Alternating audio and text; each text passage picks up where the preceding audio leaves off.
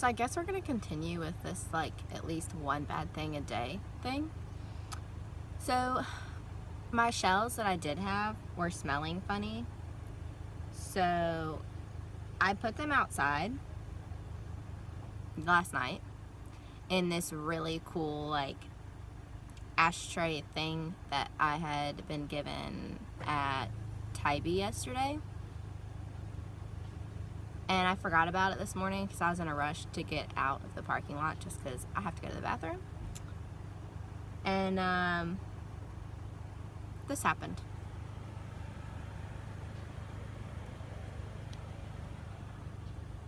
I ran over it. So now it's trash. So oh my gosh, I think I just need to go, like, plant my butt on a beach somewhere and not move. So not only did I crush the shells that I found, not only did I crush this really cool, like, little cup thing. It was technically an ashtray for the beach, but they made it out of cans, and it was really cool. Not only did I crush that, but yesterday, so it was the one shell that I was certain had nothing in it. I rinsed it with water. I left it on the beach. I looked at it. Never did I ever see anything that would tell me there was life in there. But yesterday, as I was driving to where I was going to sleep, the can started moving while I was driving. And I was just like, you've got to be kidding me. And I was like, maybe I'm losing my mind. It's late. I'm exhausted. It's like 1:30. I've been up since 6 or 7, so I was losing my mind. So when I got to where I was sleeping, I looked again. I, like, blew on it, tapped on it, left it alone, like, set it down this way, set it down that way. Nothing. I was like, well, maybe there isn't anything. However, I decided that today, when I get to where I'm going, I'm going to be at the beach again, that I would just send him back home. If there was something in there, that way I just didn't even have to worry about it. Well, when I went to throw the can and the shells away, there was definitely an animal in there, like a hermit crab or something. So I literally just killed an animal. And I feel like crap.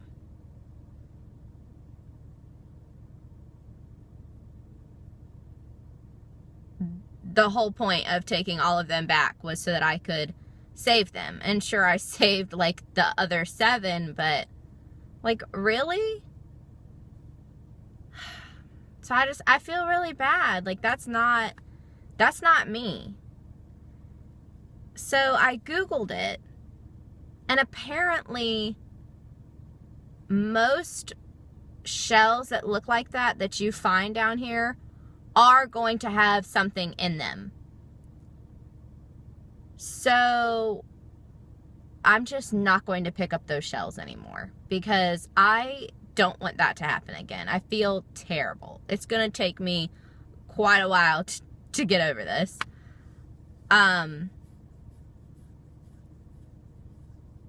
And it's just not the case back home. Those shells, usually when you pick up shells back home, there's nothing in them. But I think here it has something to do with the sea level and the tides. Something like that where, like, even if they're washed up way far on the beach, there's probably still something in them. So I don't know, I feel bad, but I don't know. I'll have to find a way to make it up to sea life. I'll donate or something. I don't know. Anyways, I'm on my way to my next destination where I'm going to spend a good chunk of the day. So I am excited about that.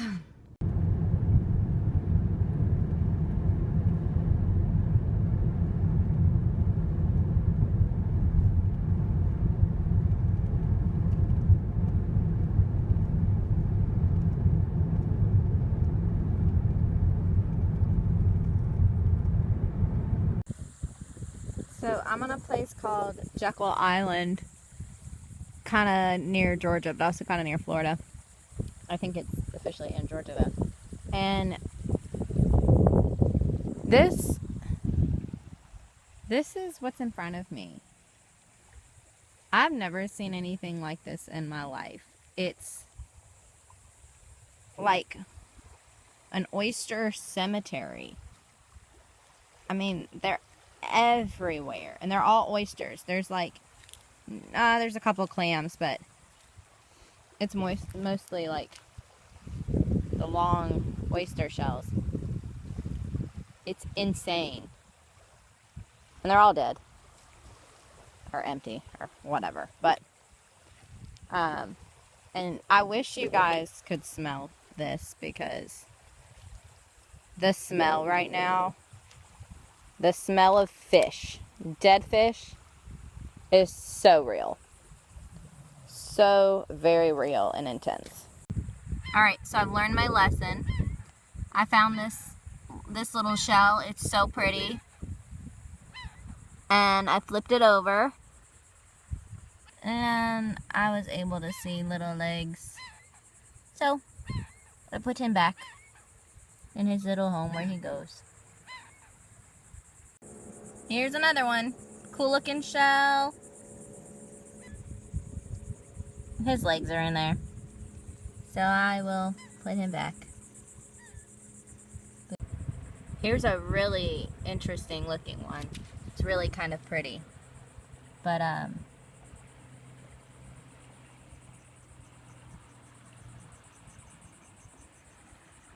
there's a friend in it.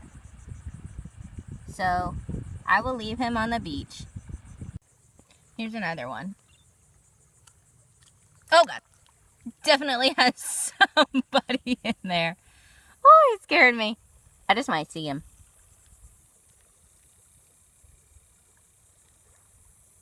Yeah, he's in there. Okay, little friend, I'll put you back. There you go. It's kind of hard to tell, but all that bumpy brown stuff is oysters. Also, I thought this was interesting. You can see, based on like the mud line, how far the water comes up over here. Which, that's pretty high considering where it's at right now.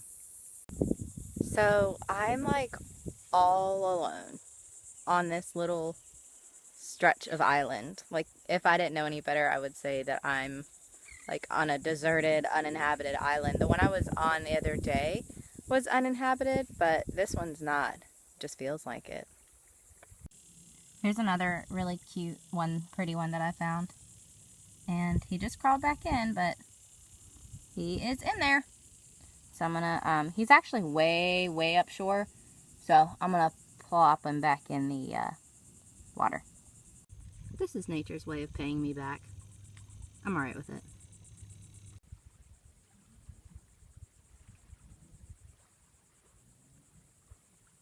There's dolphins swimming. There's like 6 of them, and I can hear their blowholes from here.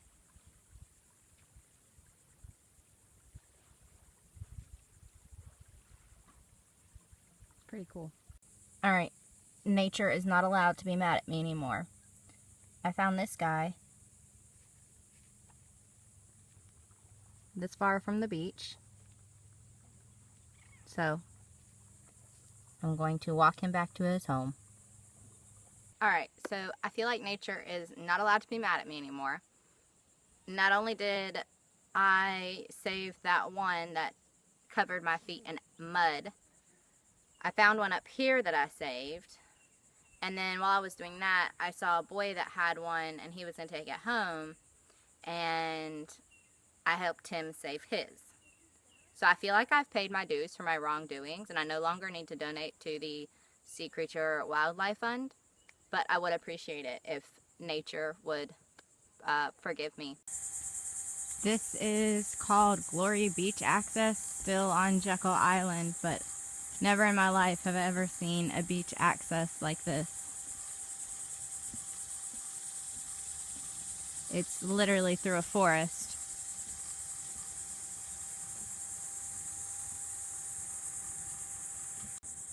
The sand is so white and so soft. It's like walking on flour.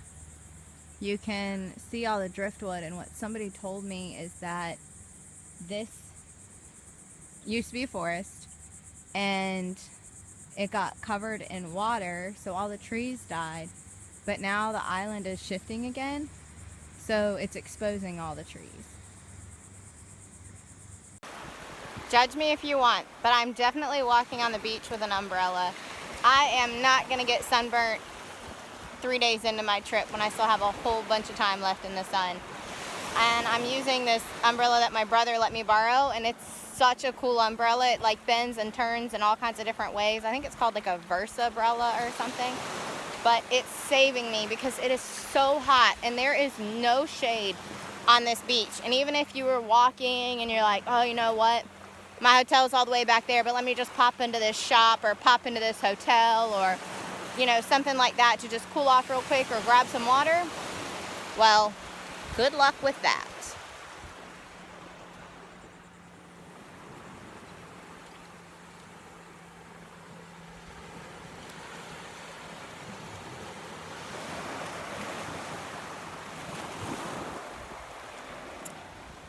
So you've got to be prepared for the walk because there is no quick stop, quick cool down, anything like that. I've got my water in my bag. I'm making sure to keep my feet in the water to keep me cool. I'm shaded from the umbrella, so I should be good to go. But I also don't know how long this walk is. I'm walking to a certain point of the island, but I don't know how far away it is. I looked on Google Maps and I don't know, looks like I could do it, but my sense of distance might be off, but we'll see.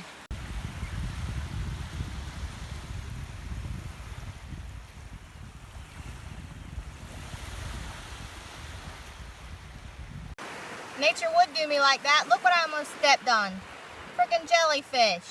Note to self, dark sand equals mud. I almost fell and busted my tail at least 3 times. I don't know what it is with this island and mud, but we ain't getting along. I would like to know at what point you're allowed to just quit and say I give up, because I'm carrying my super heavy DSLR camera and the extra lens because I figured if I saw anything, it'd be pretty far away, so I might need to have that zoom to get the pictures. And I saw this really cool bird, and here's another one, and snapped a couple photos, pulled it away to look at it. No card in camera. I seriously can't, I just can't believe it. Can't believe it. All right, so me and Mother Nature are back on good terms. I found one, and it is empty. And I know for a fact because it was filled with sand. And I forgot that when they're filled with sand, and because usually when you pick them up, they are filled with sand. You have to rinse them out. When they're filled with sand, that means there's no space for an animal in here. And it's really light, and I don't see any legs. And yeah, so I've got one. It's whole. It's really pretty. And it was my reward for making it to the shipwreck site. And the sand has covered a lot of it, but there's some pictures online of like just how much is actually under there. But that was my destination. I made it. It really wasn't too bad of a walk, and now I'm gonna head back. Oh my gosh. This is Driftwood Beach. No other possible name for it, really. I guess this is what happens when there's a forest and the ocean takes over, and then the ocean decides to give it back. Oh, wow. This is so insane. And it just keeps going. Like, the whole beach is like this.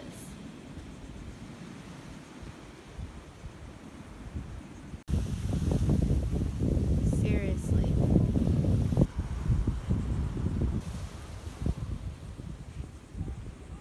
How stinking cool is this?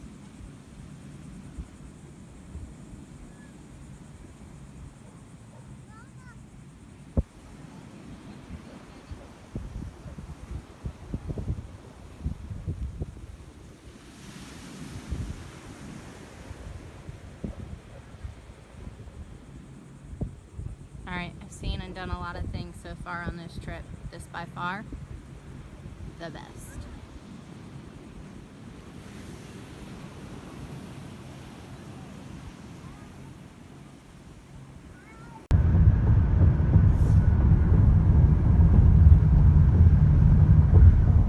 I just stopped in the rest area off the highway for a quick 20-minute one sleep cycle nap, little power nap, so I can make it the rest of the way. I'm gonna talk while I clean. I try to clean my room every night before I go to bed. That way when I wake up, it's not crazy trying to get myself situated to take off to the next place or next event or whatever I have going on. It's just easiest if everything is where it belongs in the morning. It's just nice to kind of start fresh, especially tomorrow morning because I've got to drive 40 minutes to get to where I'm going. So I got to Florida around 4,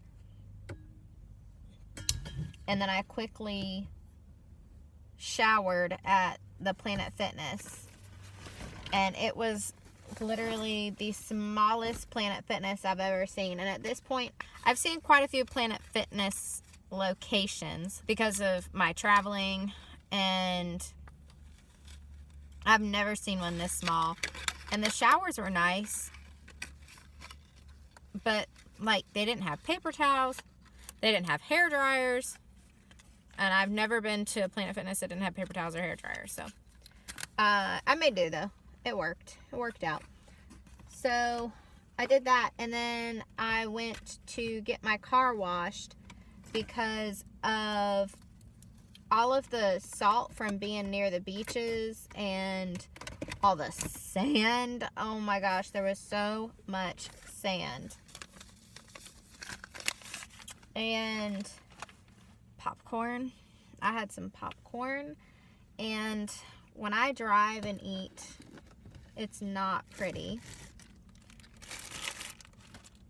So I'm gonna put that away when I get back there. If something goes in the back seat or goes either in the trunk or in the drawers back here or in a bag back here, I just toss it back and then I put it away when I get back there. I vacuumed up all the popcorn, and this thing had spilled like 3 times, and there's all this little stuff in it, so I had to vacuum all that up in the sand and stuff. So I finally got it looking really nice and comfortable, and it doesn't feel dirty and gross anymore, which it was starting to feel that way, and I don't like for my space to feel that way. So I really kind of needed it to be freshened up. And then from there I went to the gas station. But after that, I went to this place called Tea Story, and it was this cute little coffee shop, or tea shop, I guess, not coffee shop. And I sat there from about 5:30 to 10, which is when they closed, and worked on some videos and some pictures, getting some stuff off my phone to make room for the stuff that I want to videotape tomorrow.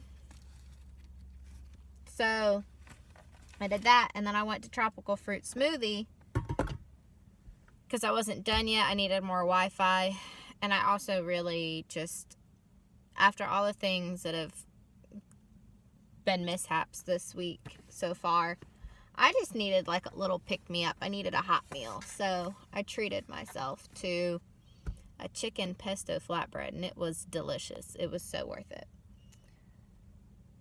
So, and then I drove around a little bit to try and find somewhere safe to sleep, and I found somewhere. So I am parked once again in a hotel parking lot. So hotels seem to be the key here.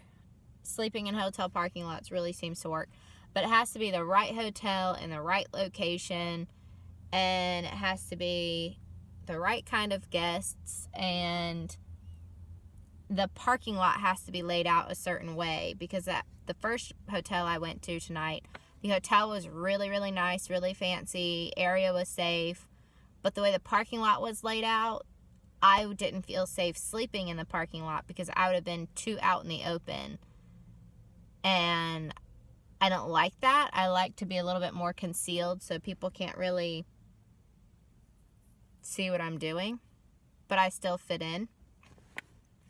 So you don't want to be so concealed that nobody could see you or hear you if you screamed or set off the alarm, but you don't want to be so out in the open that your window coverings or your curtains or whatever look a little odd. So it's a balance. It's a balance.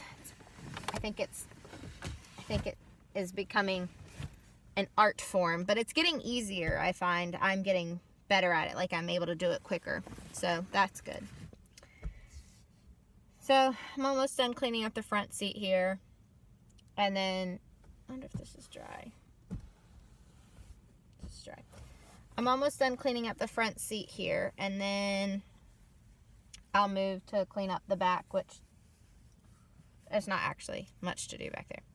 Then I'll set up my bed and go to sleep. And I think I'm going to make it to bed before 12 tonight, or it might already be 12 actually. But either way, it's better than 2 o'clock, because that was what time, or 2:30, because that was what time I went to sleep yesterday. But, so if I could get to bed at 12 and then wake up around 7, which is when I've been waking up just naturally, I've not been setting alarms or anything, then that would be excellent.